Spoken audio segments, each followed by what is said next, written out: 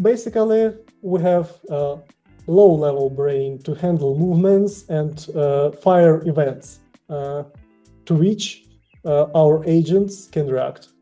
Agents that require tokens and time latency, you should run it in background. And this thing in combination allows you to build personalization. You can do many different types of coach personalities. Some can be pushy, some can be soft. You can choose different voices.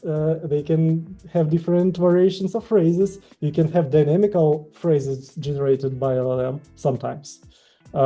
And you can combine it all with your library of video content that are shown before the workout as instruction.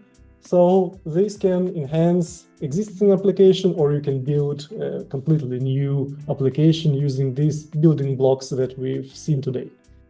We have gone through a lot of information points today, and we can outline that beyond actually tracking the repetitions, which is also important for a fitness or sports application, you can inject this deep personalization into the app by utilizing these different AI coach voices, varying their intonations, adjusting their tone.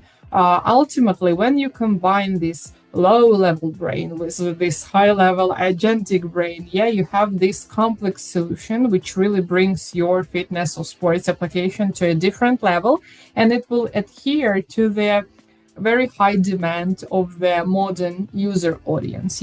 When you combine this AI coach experience with your existing video content, with some basic exercises programs, you aren't just providing a workout utility. You are building strong connection with your users. They feel this feedback, this personalization, and it actually directly impacts both the retention problem and the point on how to impress the VC. So you're definitely welcome to take these insights, take those ideas into the implementation for your own business.